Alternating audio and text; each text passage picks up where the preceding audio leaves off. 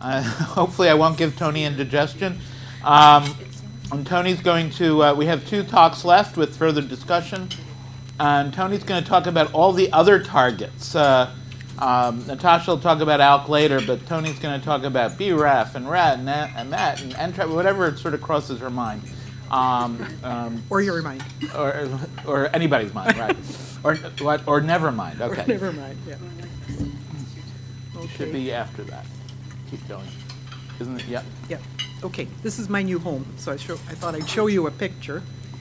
And I have a long list. I'll try to go through them quickly, but the list is long. And, you know, if you know something about a drug that I don't, please chime in, okay? Okay, these are the ROS rearrangements in lung cancer. We all know that they're not common, 1%. I haven't seen one in a long time, actually. And they're younger and light smokers, so they don't overlap generally with other oncogenes. And we know about this data with crizotinib. Crizotinib does affect ROS1. These are about 50 patients that were presented as part of the extension of the crizotinib study. And basically, the response rate was great at 72%, and the PFS was 19 months. So this has become the standard of treatment for these patients. Now, let's look at entrectinib. Okay, and this is an oral ROS1 NTRK ALK tyrosine kinase inhibitor. And actually, in preclinical studies, it is more potent than ROS1, and it also crosses the blood-brain barrier, which makes it, which is a nice thing. And this is actually an integrated analysis of 3 studies. One was a basket trial, and the other 2 were phase 1 trials. And these were patients who were not previously treated with, and they're ROS1 positive, and they looked at systemic efficacy as well as intracranial response rate. And here we have the results. This is entrectinib in the ROS1 patients, 53 patients. Again, very good response rate, over 77%, 2-year disease control rate, and PFS 19 months, similar to crizotinib, but still quite good. Overall survival is not reached in the patients where they actually had measurable CNS mets. The response rate in the brain was 55%. And AEs were pretty acceptable. And this looks good. I would think that this might overcome crizotinib in this setting. Mainly, one of the reasons is because of the CNS penetration. And then actually, I looked at, there is another entrectinib inhibitor, repotrectinib. And actually, in a phase 1, response rate was 80%, 67% in patients who were prior treated with a prior TKI, and actually has activity against a resistance mutation for ROS1. So I got that from World Lung just recently. But I would just say that repotrectinib's response rate after crizotinib is, I think, 18%. 18%. Yeah. They said previous TKI, so I didn't get that. Yeah. It's not that the ROS1 post crizotinib setting is a challenging setting. It's, nothing works well there. So it's not like crizotinib to alectinib. Right, absolutely. Okay.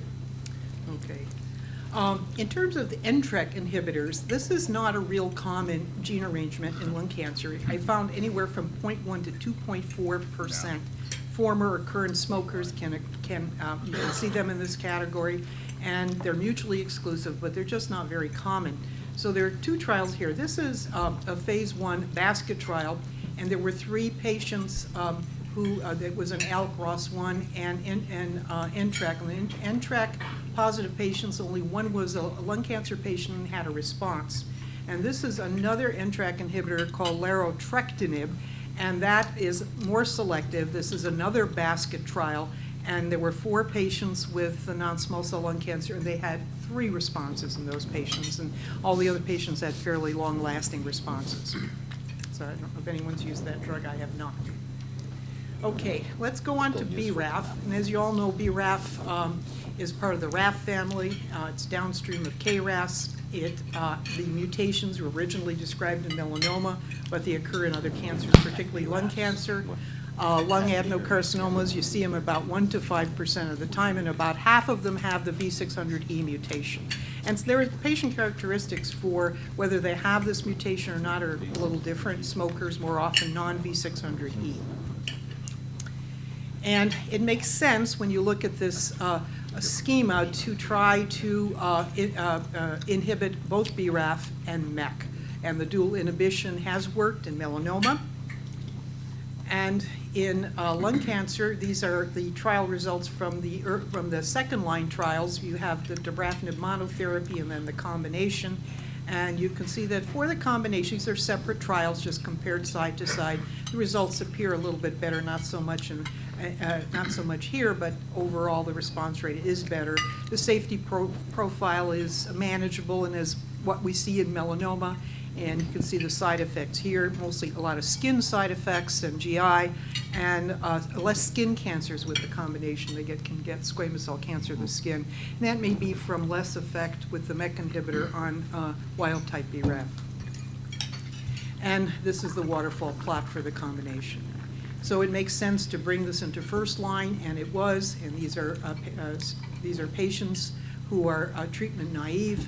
And you can see the response rate, 64%, median overall survival of 2 years. So this is a standard of care in somebody who happens to have a BRAF V600E mutation.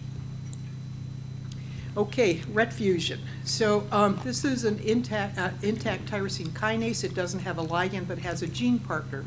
The KIF5B is the most common gene partner. And we see this again, not very often. These are usually younger patients, light smokers again. And this is actually an efficacy summary. There are a lot of RET inhibitors, and a lot of them are multi-kinase inhibitors. The last one was was a combination looking at anybody who got treated with a RET inhibitor. These are generally second line. Response rate was about 23%. You can see the overall survival there.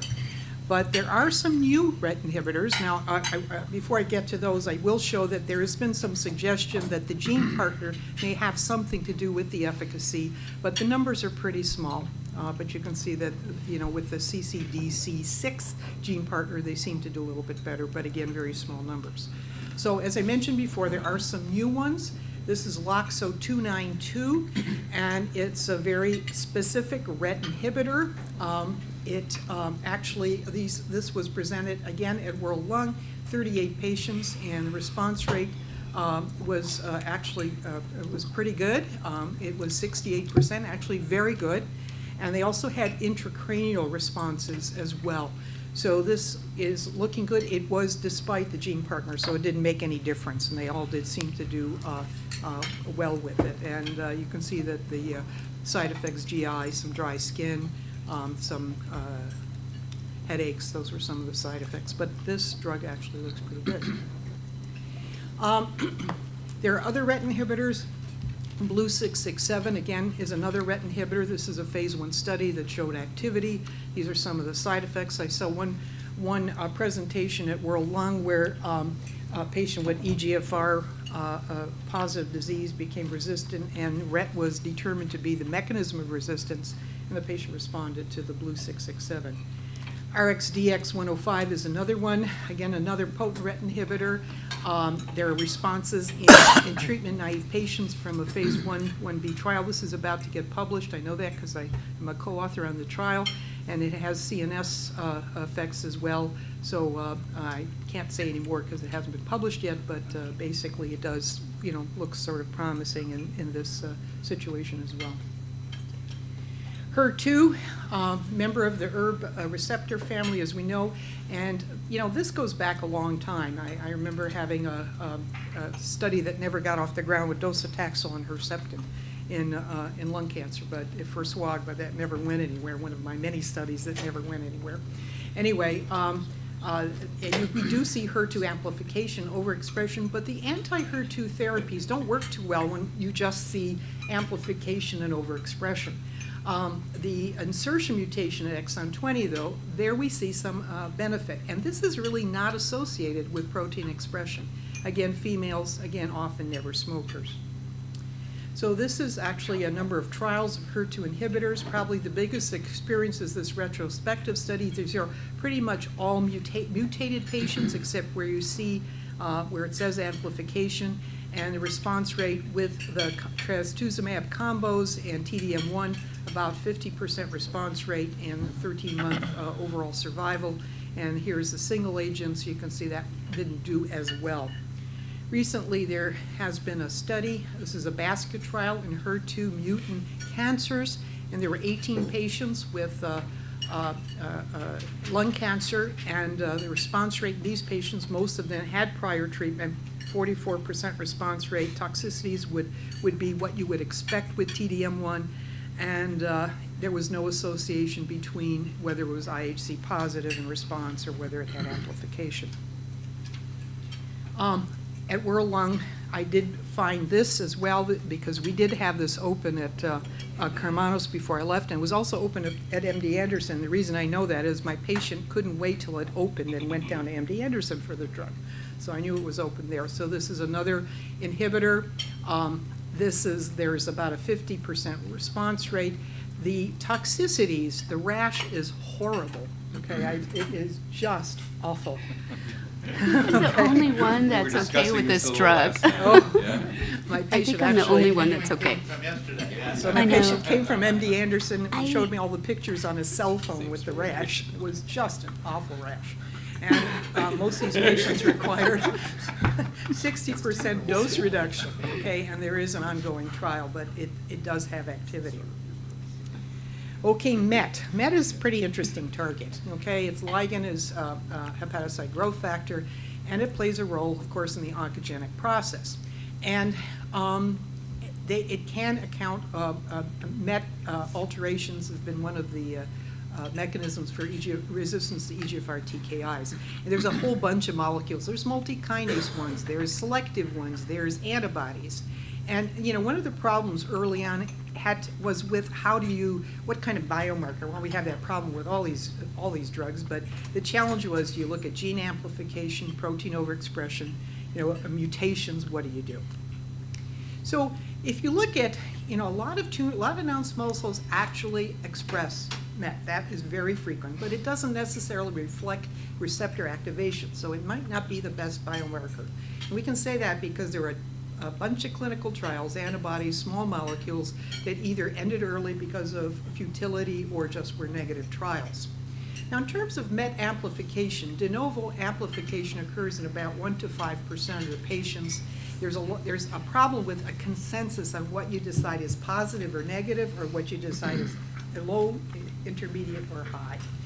And responses have been seen, are generally seen when you have positive MET amplification. And a high amplification, it seems like it should be at least 5 or better, okay? Then they also use this ratio, MET-CEP7, and this has to do with trying to distinguish between true amplification, just polysomy. And to be positive, it has to be at least 2, at least that's what I get. And a high ratio would be 5, and this is very infrequent. You don't see this too often. And with the exon 14 mutations, which we'll talk about momentarily, you can see this amplification with those as well. It overlaps. So these are data that were presented actually at ASCO, I think, in 2014, and then updated in 2018. These are tumors positive by MET amplification. They used the ratio. So high was more than 5. I think intermediate was 2.2 to 5, and low was below that. And, you know, there are only 3 patients here on the low level, but if you look at the intermediate and the high, the response rate in the PFS does go up with the higher ratio and the gene amplification. Okay. I think in retrospect, Yep. those studies, you know,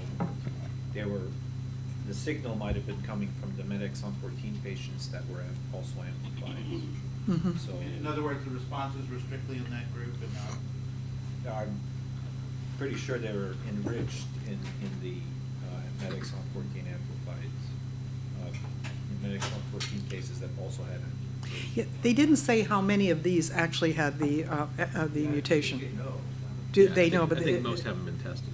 Yeah. And just to make life easy in the future, I mean, this is a dichotomous, tertiles make no sense because the low and intermediate do identically.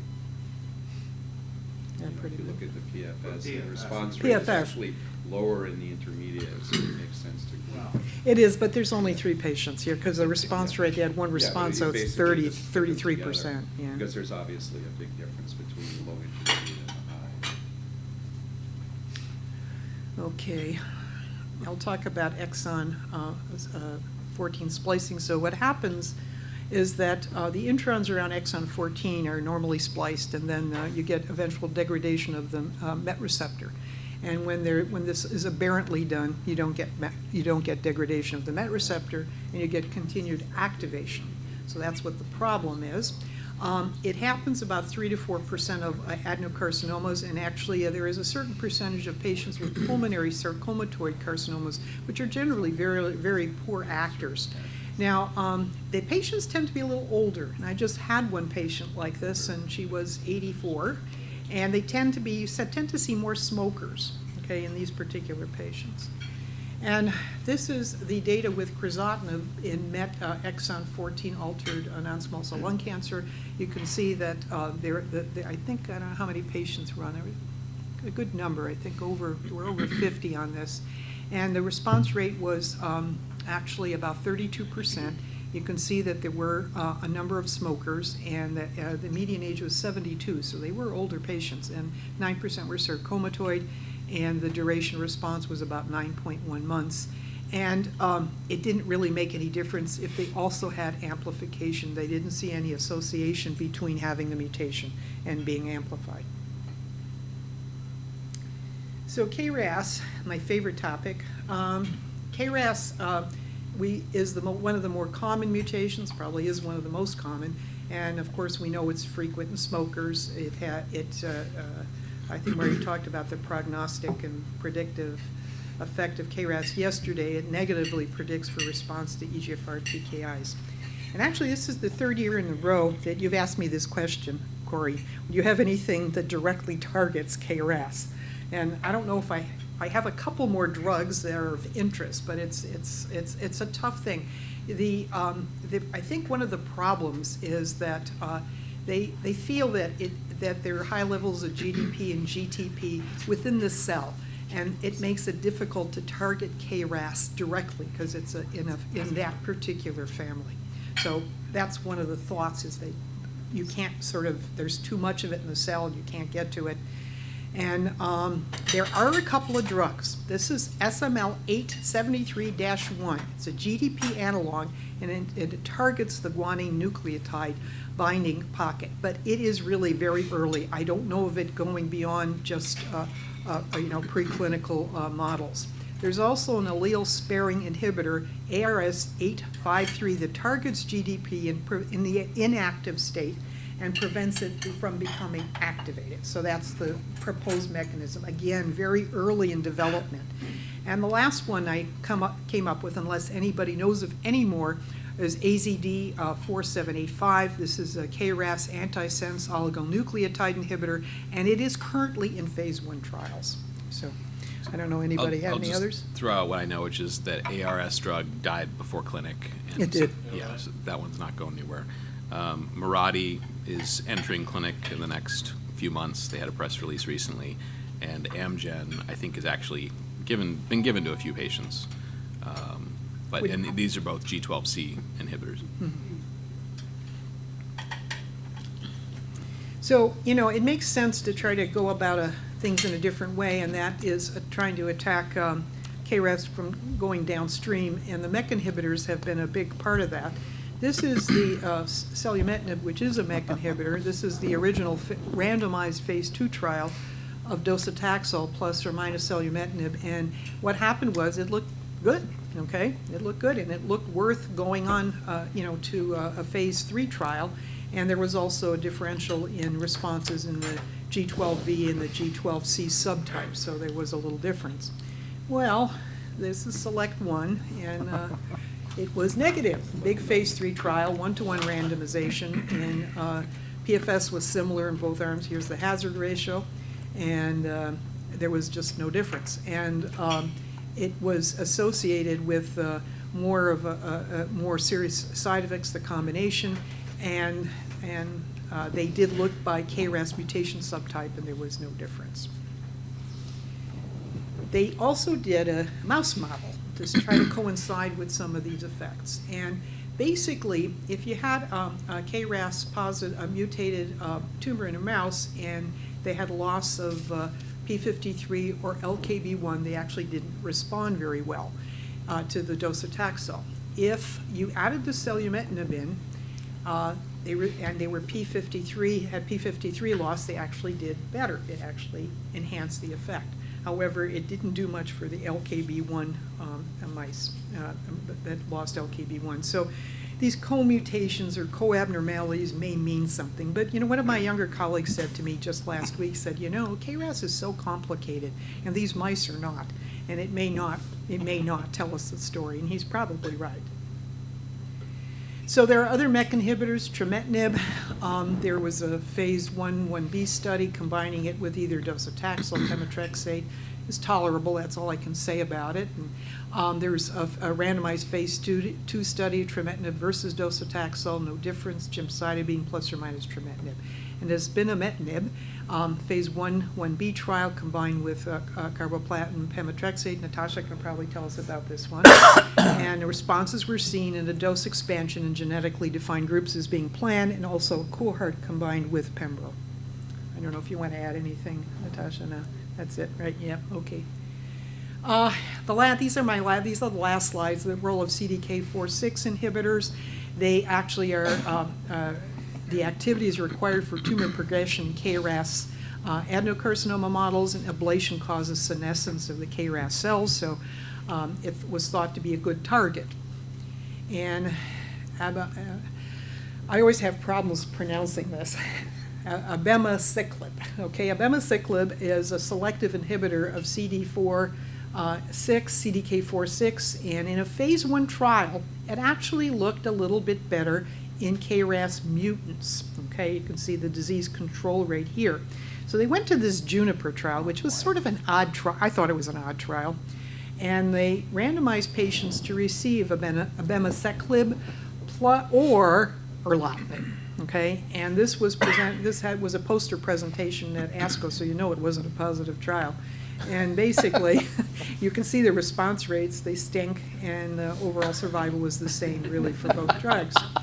So they did look at co-mutations, KRAS, STK11, and KRAS and P53, but it wasn't associated with any sensitivity or resistance. You So- know, They were all in resistant, fairness, so what would it in fairness be? to them, remember, Jean-Charles Surya had a paper with erlotinib in squamous. Yep. So there was some evidence of activity. And even here, what's sort of the glimmer, and it's sort of interesting, is the PFS is significantly longer. The OS was not. But, there is It was something here. It's not Longer by a massive. very little bit, yeah. But I think that actually, but it's a large trial, and I think that hits significant. So there's something that this biologically does. Who knows? It's not. And given our very negative results with this in cell cycle, or with its cousin palbociclib in squamous, it And is sort of the, interesting. S1400, The S1400, yeah. Yeah, I mean, So just. there but- is something. Yes, we'll give them that. Yeah. But I think all of us would agree that you work out this biology on your own before you get 550 patients involved. That is for sure. This, You know. I It's mean, a I huge remember when trial. this trial was It's a being huge- shown to Yeah. us, as it was accruing, before we knew the data, I said I'd eat 3 Yankee hats if this one were positive. I mean, this set up against a straw dog, erlotinib, which none of us would typically use in a KRAS mutant. During the course of the trial, the global approval of KRAS in second and third line was rescinded, so the control arm was no longer relevant. And it was just, this is a model of how not to do clinical research. Yeah. I feel passionately about that.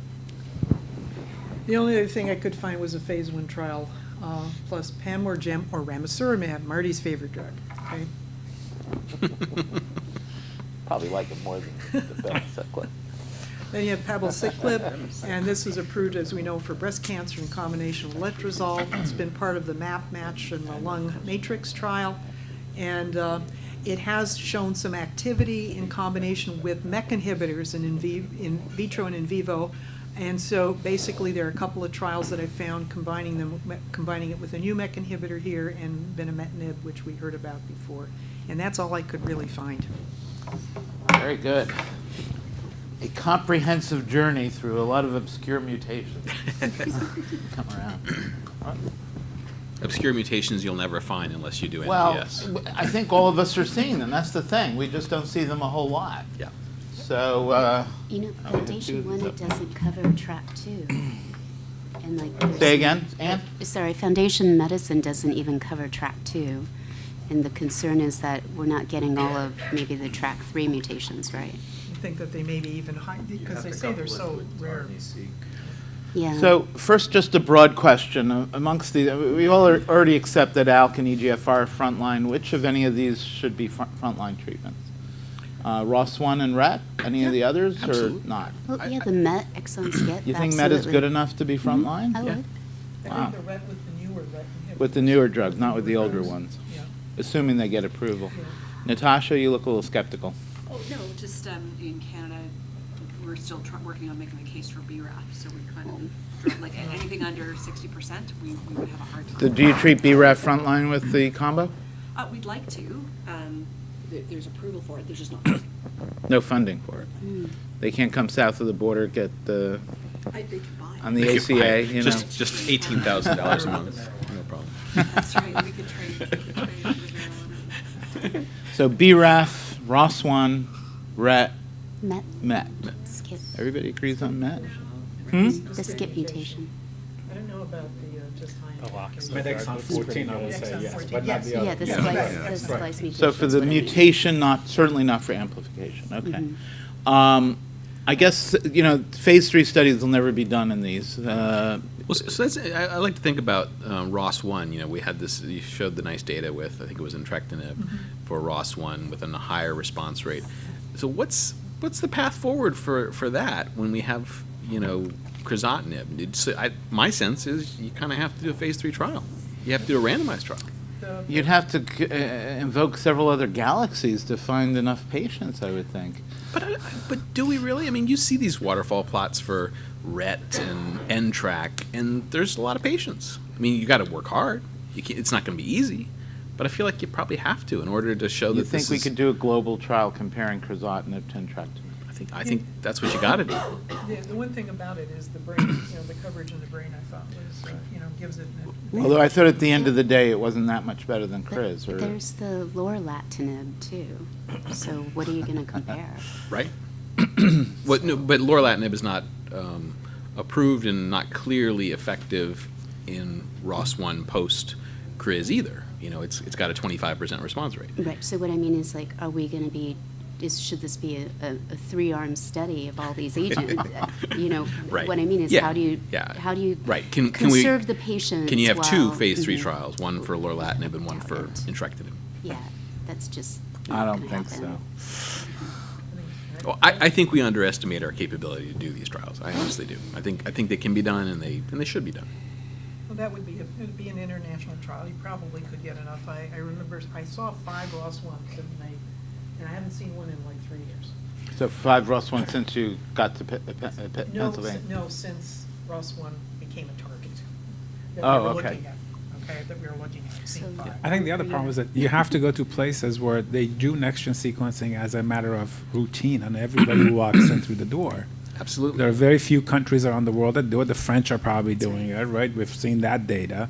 And in the Well, the U.S., there French are- have generated virtually all of the BRAF Right. data. But again, even in the U.S., there aren't a lot of centers that still do comprehensive next-gen sequencing to find these rare mutations. So that's, Medicine 14 experience is, I think, a good indication in terms of what this might look like, because that you need to do sequencing to find it. Mhm. What the sponsors have had to do is just open up, you know, like hundreds of Right. pre-screening sites basically Right. to feed into. I mean, look at the Alchemist, and we're struggling with Alchemist, and NCI is paying for it, and we're still are struggling to find EGFR in outpatients. So not all NGS assays are equal in terms of Medexon 14, Mhm. because some of them are just looking at the exon sequence, not the flanking sequences that affect splicing. So if you really have to have, you know, coverage well into the introns, which is not the case with many commercial assays. So it probably takes about, I think, probably 3 years to accrue 60, maybe or 70 evaluable patients for Medexon 14, and that's at a frequency of about 3 to 4%. So you can sort of do the back of the envelope calculation for what ROS1. I think the one but look at advantage- ALK. We've seen Yeah. these randomized phase 3 trials. ALK multiple, and that's a 4 or 5%. Yeah, and maybe even less, Yeah. actually. And the one advantage, actually, for the exon 14 skipping is there's a phenotype, which one does see, and, you know, the sarcomatoid, and I think that message is, you know, definitely not out there. And those people do not do well with chemotherapy. They've always been the bad actors, and I think if people were very sensitized. So I agree with you. I think that, you know, we've been able to do this. The pediatricians do it all the time in rare tumors. And particularly with the phenotype, I think that the MET exon 14s probably could be identified with some rapidity. Yeah. But it would need a real concerted effort. Yeah. I mean, just to make But I sure think Haas's point- sarcomatoid, you know, particularly through like the patient groups, you know, because somebody gets that. Sarcomatoid was always like, ugh, you know, it's really bad. But, you know, but that's something that you can probably identify. And if you said, oh, you've got a sarcomatoid, we'll pay for foundation sequencing, you know, or whoever's sequencing, I think you'd probably Well, get well, they find did it. that with the tepotinib trial, Yeah. the phase 2. They're offering free screening for, we're using Guardant. Yeah. But yeah, so that may be a path forward. Is plasma testing will be more a much easier screen for people than digging up tumor and sending up. Greg, the ROS1 community is also pretty tight. Yeah, the Ross Wonders. That's right. That's Ross a big Wonders. benefit. I'd never heard There's a that one. net- Yeah. I think with the advocacy community that. Yeah. But the problem again is making sure, because if you look geographically, there are areas in the U.S. that they don't test. Yeah.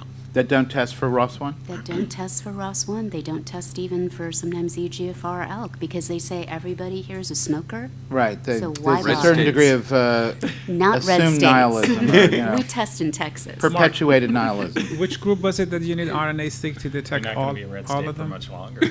Texas will always be red. There's pockets So- of blue, but it'll be red. Systematically doing Archer targeted RNA-seq Yeah. in lung cancer cases that don't have a driver. Uh-huh. And you pick up the NTRK fusions that actually technically cannot be picked Okay. up by hybrid capture, and you actually also pick up a fair number of additional ROS1 fusions that are missed by Foundation or MSK Impact because Which platform is this? The Archer Archer RNA-seq. Archer? yeah. targeted RNA-seq. Mhm. So, so we have a routine process now. If it's a lung adenocarcinoma, no mitogenic driver, it goes for targeted RNA-seq. And those patients that you found based on Archer have a similar response to targeted drugs? Absolutely. In terms of durability? So you're and all that? comparing this Archer platform to both Guardant and Foundation? Well, the Archer platform is RNA-seq. Okay. Guardant and Foundation are hybrid capture DNA-seq, like MSK Impact. So they're complementary. So they're complementary, But, yes. but they don't pick up some of the track rearrangements. So they don't pick up track 2 and they don't pick up some of 3, right? That's why you have to do the RNA. Yeah, that's why we have to, but I think a lot of people aren't necessarily aware of that. Oh, definitely not So- aware of that. Yeah. And I think Okay. Mark's other point about MET exon 14, most people aren't aware of that.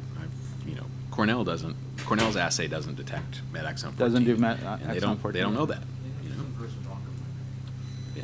Yeah, I mean, in our numbers, it's right after ALK in In terms of frequency? Yeah. Really? So it's ahead of ROS1. I don't know, ahead of I've- RET. I've seen more ROS1 than MET, but that's just my anecdotal experience. Yeah. Okay, we're we're getting the direct question. Assuming entrectinib gets FDA approval, what would be your preferred first line for ROS1? Is it CRIZ or that or some other ROS1 inhibitor? I mean, I think it would be the drug that I'd try a few times, and I'd see how it works. does. If somebody had CNS mets, would you use it preferentially, or wouldn't? Would that factor? Maybe, but I'm not quite as much of a nihilist about CRIZ's activity in the brain. I think CRIZ works in the brain. I think it does. Yeah. Yeah. Also, CRIZ had a median PFS that was at least 20 in months, North America, yeah. or I guess the initial study was 19 months. Yeah. Although more recent Asian studies, I think it was back down to the 10 or 11 Yeah, month level. these bounce around a little bit because they're small numbers, and I think there's a European series with around a 19-20 month median PFS too. So Is there any reason to believe there would be an ethnic difference? No, I don't think so. I mean, maybe there's a difference in fusion partner, but I don't think so. Any other thoughts on ROS1? So you, Greg, feels strongly that there should be a randomized trial if everything was feasible. Yeah. I question whether that would ever be accomplished short of an intergalactic trial. And I don't know whether the planet Zorkon has Marty enough, brought up the people pediatric with, world. I mean, come this on. kind of Like, we can't phenotype. do as well as the peds people? I mean, Well, Yeah. yeah, I mean, Children's Oncology Group, Yeah. virtually all pediatric cancers We're get not on saying that clinical it shouldn't trials. be done. I mean, Yeah. but just what Paul just said, 3 years of sequencing to get 60 patients. You know, and You France want is to a... do a randomized phase 3 study. No, So but- France is sort of the model for this, Yeah. right? They have this industry, federal, academic partnership. Everybody with adenocarcinoma, at least up until recently, they had their tissue type. They had it assayed for various mutations. They had a central bank. They had maybe 13 or 15 institutions that had clinical trials available no matter where you lived in France. By train or car, you were no more than 2 hours away from one of these Well, institutions. you know, They were able to do the BRAF You know, trial. this is actually where LungMap is On a- actually the proper mechanism, in the sense that you can get your things, you know, now that it's extending to adenocarcinoma, you know, and you build up this bank of people fairly rapidly, and, you know, if the companies further invested in giving more arms over there, I think that the enthusiasm, I mean, it's already, you know, accrued, what are we at, 2,000 Oh, people wait. that have, you know, well More than over that. that now, that have been actually analyzed. And it's actually the proper mechanism, because it's exactly what you said. It's a national system. There's been reasonable buy-in. It's, you know, that would, the place to make, that would make sense. I think we have such a cultural difference, though, between Say again? France. We have such a Yeah. cultural difference between here and France. Yeah, but the Lung Master Protocol is here, Understood. and it's possible to work with that. Yeah, And, you know, it's a I'm a big partnership. supporter Yeah, of I that, know. Marty. Absolutely. But it's tough. We have a very, very, very different system in the U.S. Is NCIC involved in that or no? So CCTG was involved, and pulled out. we got killed by the regulatory load. Oh. So, I mean, an umbrella trial from another country, we basically had to keep opening the amendments for each separate study. And so, but it was resourced as one study, and we just couldn't keep up, and so Janet pulled us earlier this year. So somebody has to figure out the regulatory burden or Yeah. diminish it. And I guess Yeah. that was not an issue in France.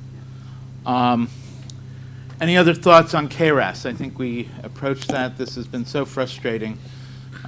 We've known about KRAS long before we knew about any of the other mutations. but I think KRAS existed when I was a fellow. I mean, it was 1984 is when Huh? it was, 1984 was the I guess maybe I was still a somatic resident, mutation but- identified. But the I think right now is make or break for the notion of KRAS as an oncogenic driver that can be targeted. Is it really? Yeah, I mean, because in the next 2 years, we're going to have data with these extraordinarily specific G12C drugs that have been shown preclinically to work really well.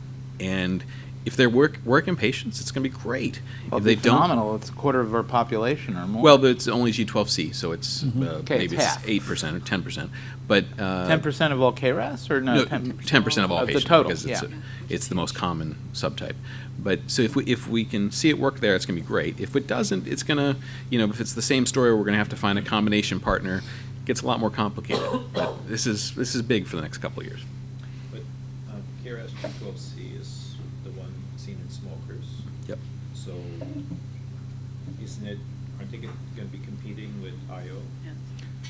Not in the second line, so. Not in the second line. They'll have already gotten their IO. If it really looks good, I would think we'd expand S1400 to include some additional arms. So and is there any reason to suspect that it wouldn't combine with IO, or we're going to have the same TKI immunotherapy toxicities that we've seen with that we'll hear about? I mean, I think the shortly? drug characteristics of these, we have no clue.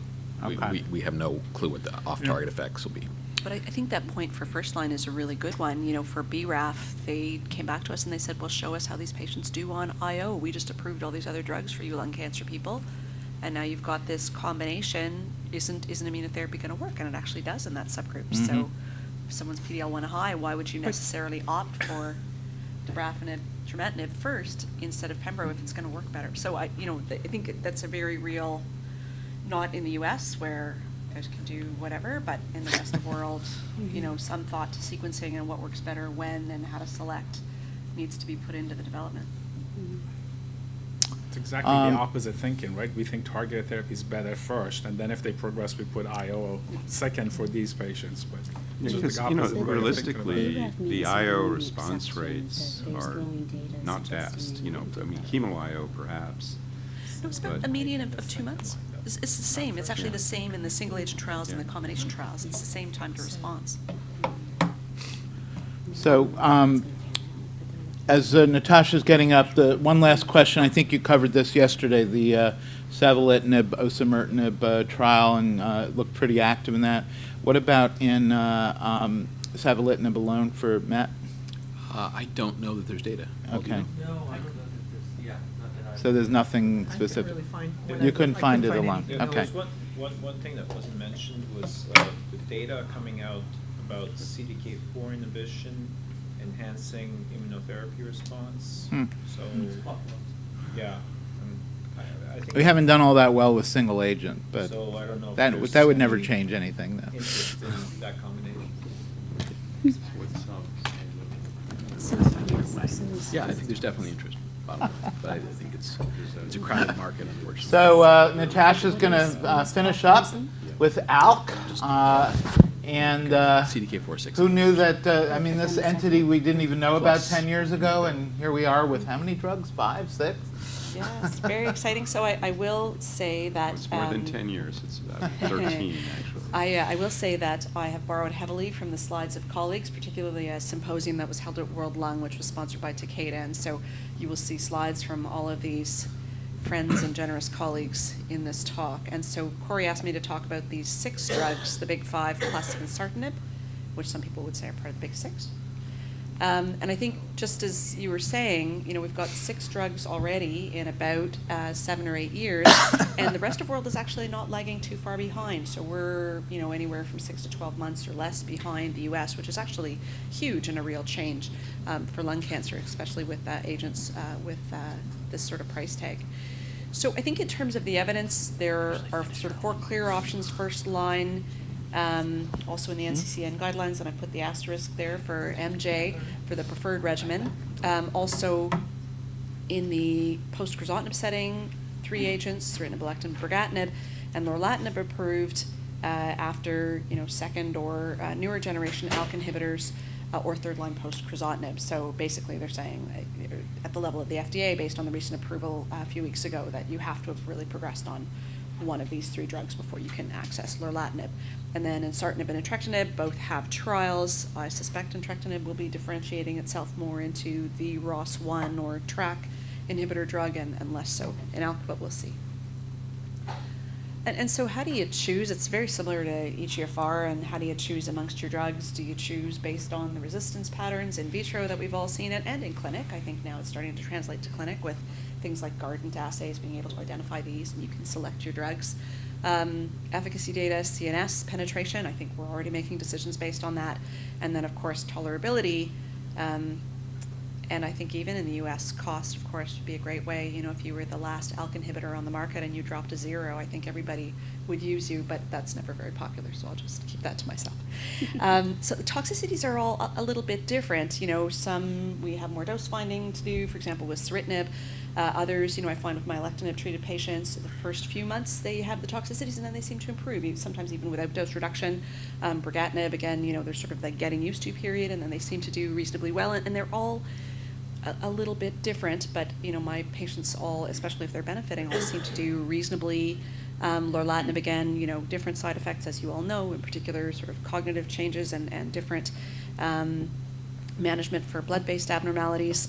And in ensartinib, we have some data. Lyra just published the phase 1, and some of you have been part of those trials, but again, slightly different in terms of the toxicity. So I find it actually kind of hard to choose. People often have favorites. People tend to dislike ceritinib, but I've also had patients who've been on ceritinib for 6 or 7 years. So, I think they're all.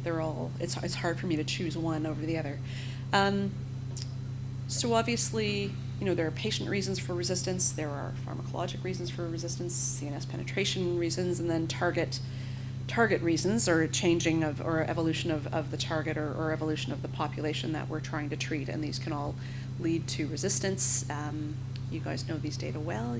Many of you generated these data, just that where you start might influence where you end up. So depending on the type of variant, you may be more likely to see resistance mutations. You may have greater or less benefit on crizotinib, and in particular, the induction of G1202R might be seen more in some variants than others. And of course, the drug that you use is going to influence the resistance pattern. So more mutations seen with the higher generation ALK inhibitors, more sort of wild type or otherwise undefined with crizotinib, and again, you know, variable levels of G1202R for which you can use lorlatinib. A few examples of brigatinib working and also not working, as well as other agents. And then there are a lot of bypass tracks, and I'm a bit embarrassed to speak about that with people like Dr. Ladani in the room, but you know, the potential to maybe add inhibitors of these agents to ALK inhibitors, and again, they are difficult to find. So I know that Carolyn McCoach published a case of an energy fusion, but again, you know, clearly not easy things to find in clinic on a regular basis. And then, I mean, as you all know, different approaches, if it's brain only, if it's local but not much else, or oligometastatic, or, you know, if it's a little bit of progression, we just keep going beyond progression or beyond PD, or if it's a huge amount, and then you change systemic therapy. And I think that chemotherapy, you know, I think we're more likely to treat beyond progression when the next step is chemo alone. So the first-line trials you're all very familiar with. Corey asked me if I could also go through ALTA-1, the ALTA first-line study that was just presented, and the response rates are all pretty good in the first-line setting. Progression-free survival, you know, in the brigatinib study, it's early data as yet, but for the rest, you know, obviously much better than chemotherapy, alectinib better than crizotinib. And from early phase studies, we don't yet know, but again, you know, this is just from the phase 1 data, and phase 3 probably will go down more similar to a similar rate to what we see with the other drugs, but very high response rates in the first line for these two drugs as well. So crizotinib is better than chemotherapy. That was great. Hazard ratio 0.45. It does work in brain metastasis, much better than chemotherapy. And again, you know, much better intracranial control. Similarly, ceritinib, much better than chemotherapy, which is also great. Despite difficulties finding the perfect dose, and also clearly works better in brain.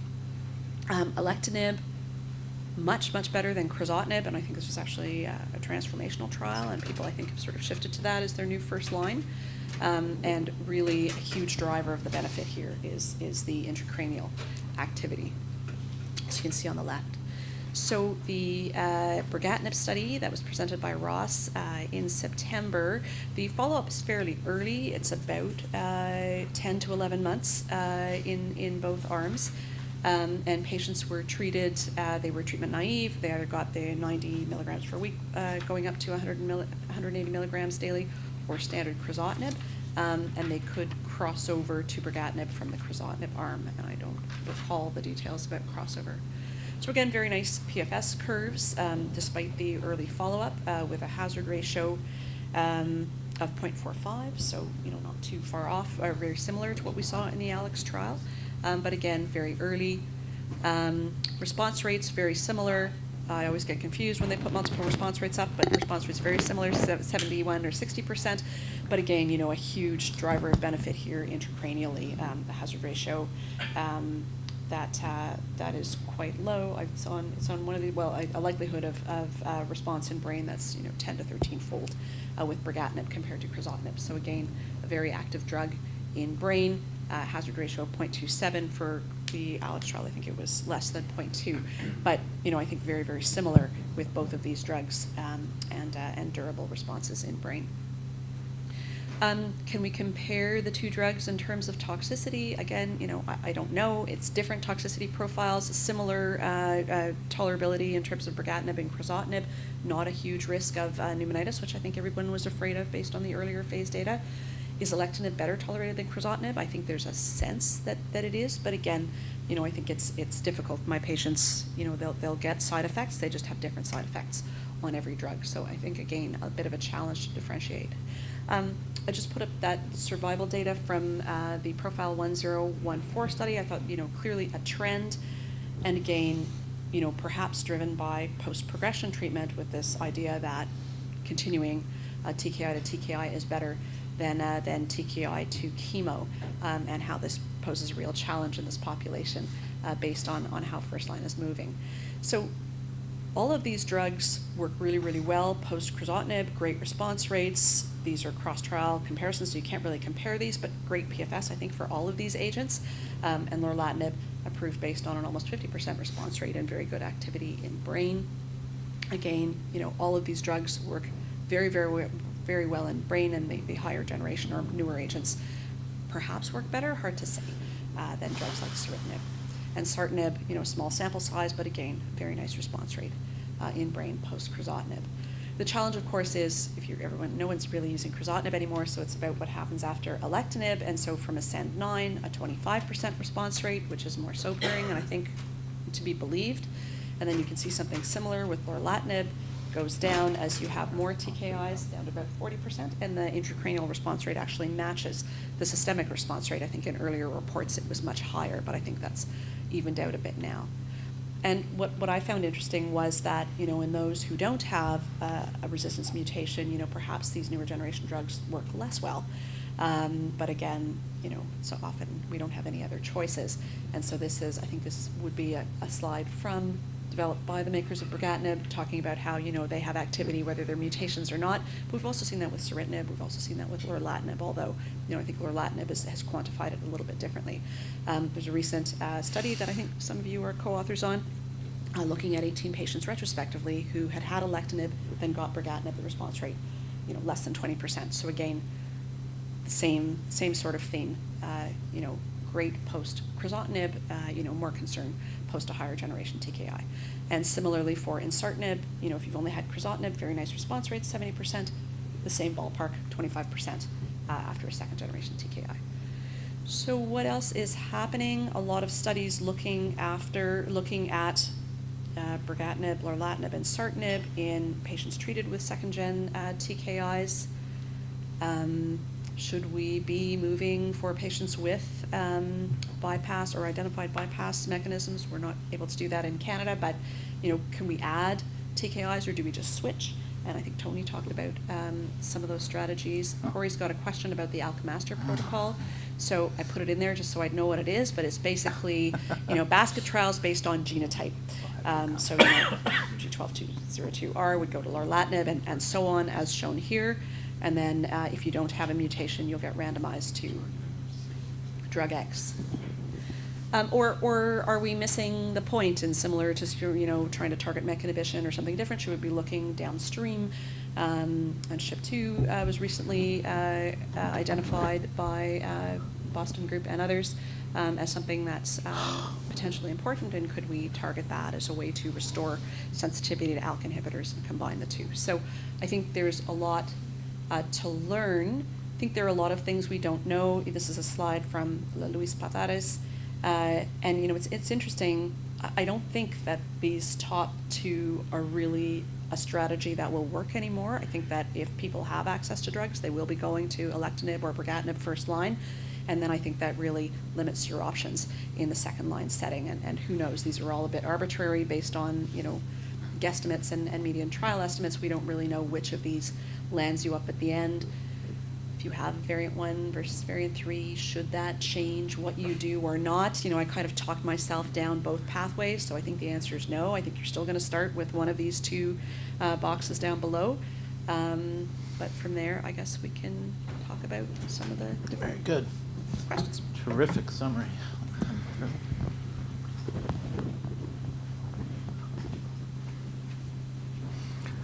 Again, it's hard to believe 10 years ago, I think it was the first, I'm trying to remember, the first presentation of CRIS wasn't at a clinical science symposium. It wasn't even at a lung meeting. And then the original ceritinib data was presented at a pharmacology That was the triple, component of the triple meeting, I think. Huh? I think the triple meeting had the first ceritinib data. LD case when it didn't have a name. Yeah, It was- LDK37. But it was Ronnie presented Ronnie at pre- ASCO. Yeah, but not in the lung Not session. in the lung session, in the phase 1 session. Phase It was a one. phase 1 protocol. Phase 1 and pharmacology Right. session.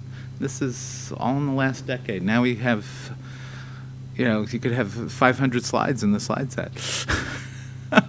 And confusion as to what to do, at least after alectinib and brigatinib. One slide per patient.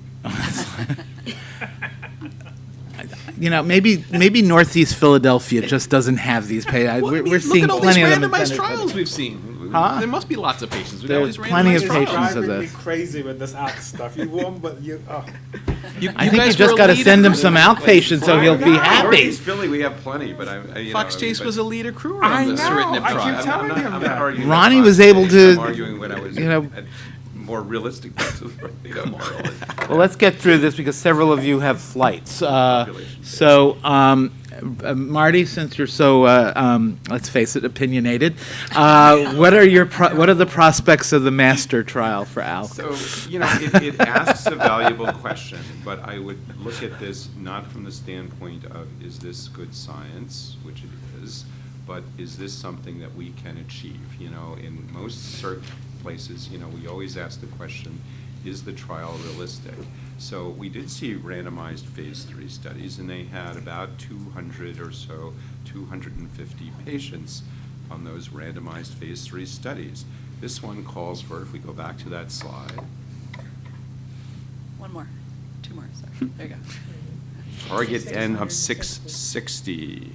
So do we really believe that at a compensation that will probably be an order of magnitude less than was received for the randomized industry-sponsored study, this national NCI-sponsored study is going to succeed? And my feeling is the answer will probably be no. The other thing is, as I have been taught over the years, you need to be able to give the elevator talk about a study. Can you explain this? Now, We I couldn't will do that say for that in our 227. You certainly right, couldn't do yes, that for and the 0227. Yes, I will say that I would take an elevator at one of those 200-story buildings, going up and Exactly. I down was gonna say, several how far times. do you have to go? I can't Yeah. explain it. So this study, I think, is going to be, because there's also all sorts of things. What if they already got it, et cetera? And it's a study that's constantly shifting because of the probability that substantial numbers of patients will be getting many of these agents. Well, I or think different agents, the et vast cetera. majority of patients going this will have Yeah. gone alectinib, maybe a few have as gone a brigatinib. start, alectinib or brigatinib. So I So- am seriously concerned about the feasibility of this study, and I just don't hear an answer to that. Well, and, we discussed this, right, at NRG? Say again? We discussed this at NRG at length, right? Ad And- nauseam, I think. And Alice insists that they can get 10 to 12 ALK patients per month onto this and complete this in 5 years. As long as she's going to commit to it. I mean, she does see the. Obviously, plurality, if the at few least. centers that see that large number of patients would devote all their resources to this, is it accomplishable? would. Yes. Mhm. So the question is. These studies you will only live or die gotta if commit, folks like you her are know. committed to it. Well, she's the PI of it, so Well. she better. Because there's no other person, right, singly, that could even accrue like 4 or 5 per month. Ross. 4 or 5 per month? I might get that'll 4 or be 5 per interesting. year. No, that's right. That's what I mean. And so she would be the only one that could probably do that. Like even at our center, there's no way we could. I mean, we'll be lucky if we get 1 or 2 per month. Wouldn't you make the argument, though, that maybe lorlatinib should be in, well, it pretty much is in all the arms. It but, is in most of the yeah. arms. I don't think the community is going to buy into, because they like to treat The community these doesn't patients. see very many of The these community folks. If does they not look, see them. they're not going to send them, to us for, this master protocol. Well, and there's nothing, you're not getting offered anything that you can't just write a prescription for. That's my point, that's my Yeah. point. So it's not like you're testing a brand-new drug, except maybe, well, it's not included in here. It just, all you do is you get paid for the profiling for the tumor and the blood in the first 100 patients. And then after that, I think they said that they would just do blood only.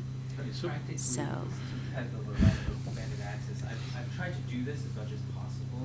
Progress on elective biopsy, get the, and for 2 patients, I've tried this and then matched them up to the appropriate drug. One was like, both were brigatinib, next is should have been done, we did that, they didn't respond, and I put up on the ladder, and they respond. So Yeah.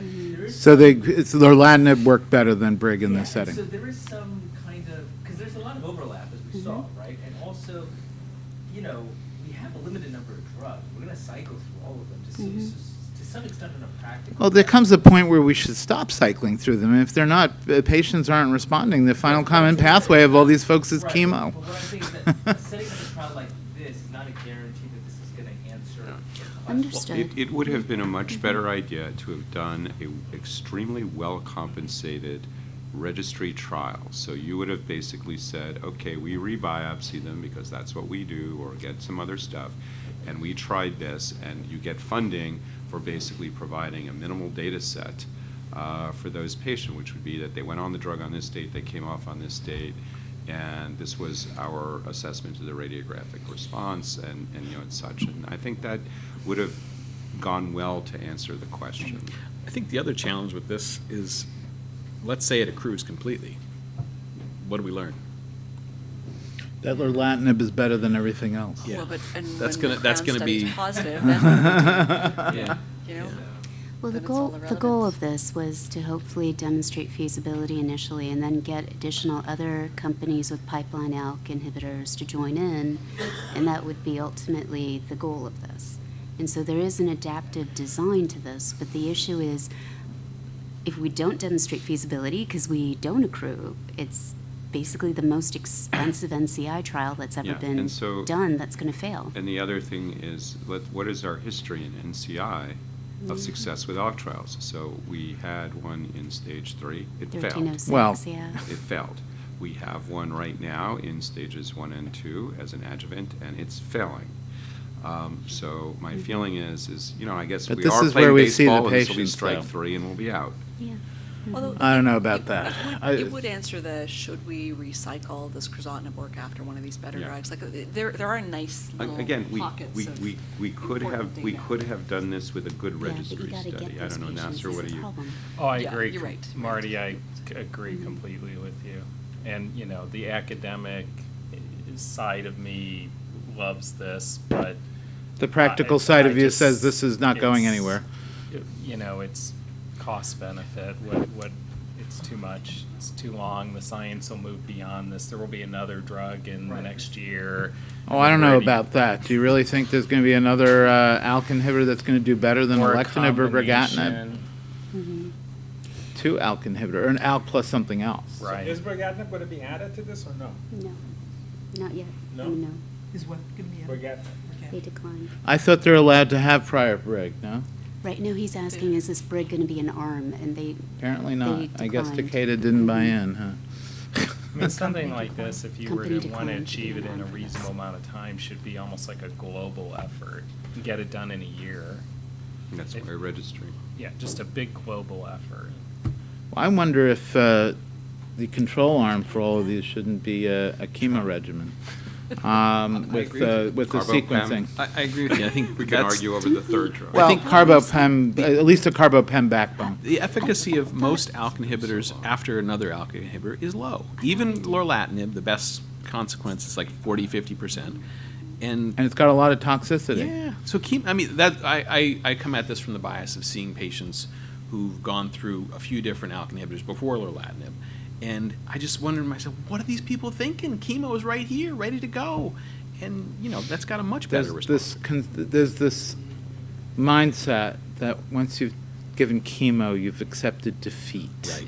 And you When know, in the fact, is- many of these patients do phenomenally well. On chemotherapy. Sometimes a lot better than they did on the original. I ALK actually inhibitor. think this is, you know, as people know, PEM maintenance, not my favorite thing, but I think that. This is in where you these- give PEM maintenance? I think that Wow. PEM maintenance and EGFR are mutated, because these, you know, ALK mutated is probably a reasonable thing.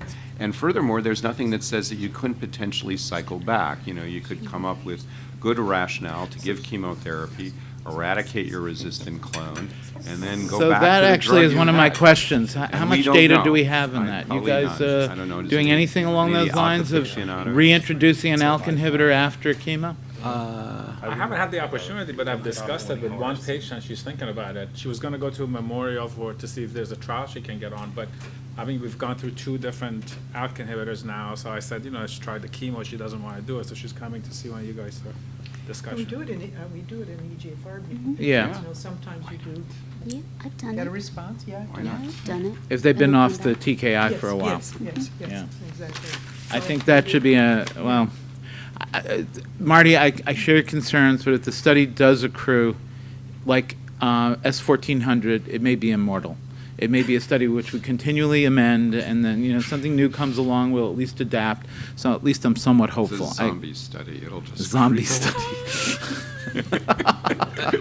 And I think 5508 may be the real zombie trial. No, that it's dead. on the upside, we've been hearing about the ALK Master Protocol as a concept for about 5 years, and to actually see Now it start would we be actually nice. have a study. Yeah. So when is the, Anne, when is the opening date? So I just got another email with the protocol for some more stuff that they want. I mean, initially, we thought it would be open in December, but that's not going to happen. December, so realistically not before the new year. No way. Okay. Because should I we don't even know bet- what they want is- right is- now. Is my study going to open first, or is this one? Yours, absolutely.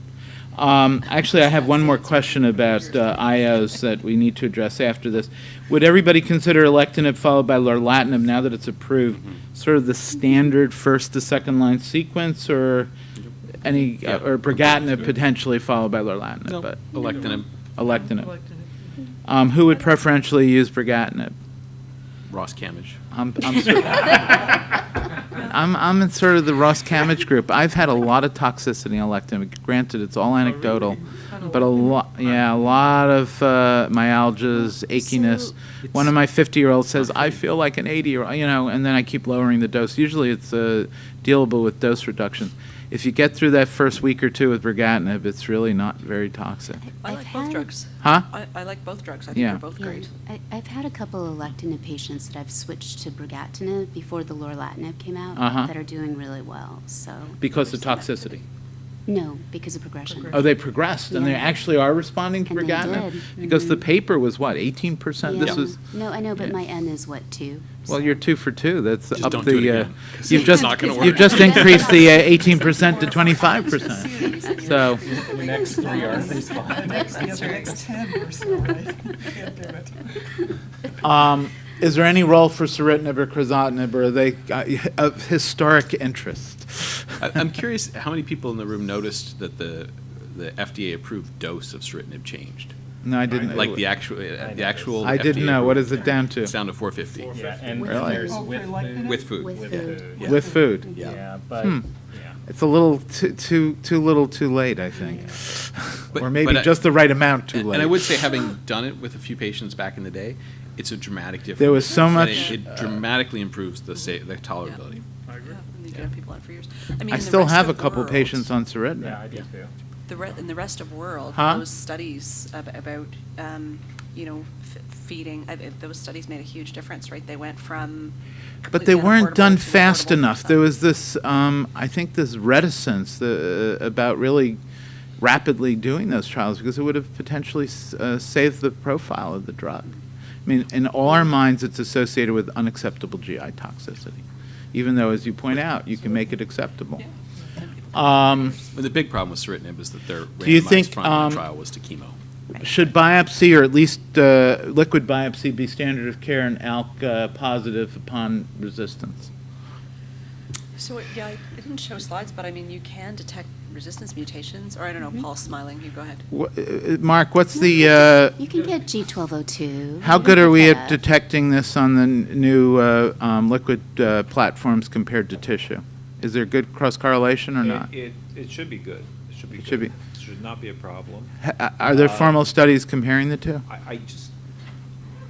We never quite got in the habit of Uh-huh. rebiopsying these patients as like we did with EGFR. Mhm. So, but I think the information will be there. And finally, brain. Alectinib and brigatinib have made brain involvement, or at least brain progression, far less common. There was a time on crizotinib, I think I was imaging the brain every 3 months regardless, even if they didn't have it. So what's your approach now? Every 6 months. I do 6 Every 6 months? You still survey it, though? You still image. I'm getting a lot of pushback now for every 6 months. A lot Really? of pushback, yeah. Don't your patients have headache? Mine all do. No, seriously, I have started doing that, but I'm not going to confess in public that I'm lying. Greg, you're very practical, and even if it was just a minor headache. Who doesn't have one, yeah. I made a mistake of not honestly putting that on. They must have nausea at Yeah, least they once or declined. twice. Yep. There's always a reason for a brain scan. Yeah. So, But it's ridiculous.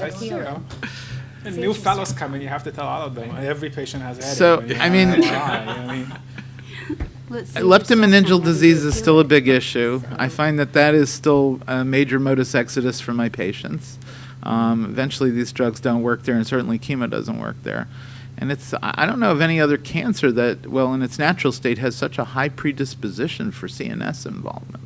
It's just that, of course, we seem to have perturbed that natural history, but it's really quite remarkable.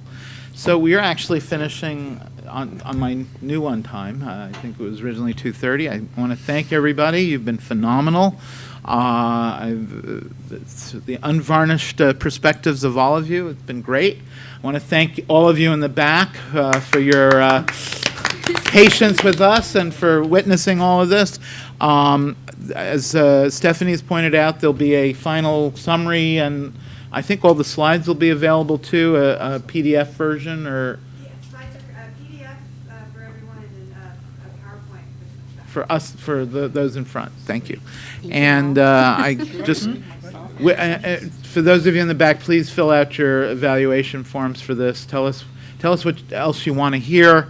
Obviously, I think next year we may combine maintenance and angiogenesis into one session, or if there's nothing new, perhaps ditch it, but 5508 will be out there. The chances are there'll be at least one or two additional targets that we haven't thought of that'll materialize. Corey. Yes, Mark. Actually, speaking of that, I want to make a plug for MEC1 mutations.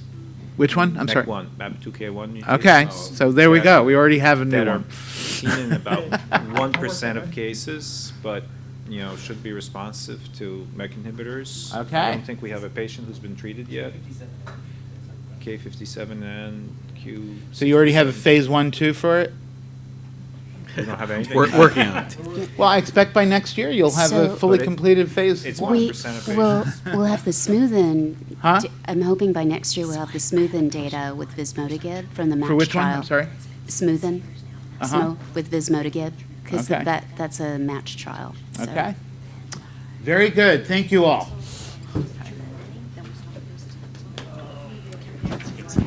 Good to see you too, man. Have a safe trip home. enjoy your show. Thank you. See you later. Thank you. Thank you for coming. For 3 or 4 years now. It's amazing. The only person who's used it.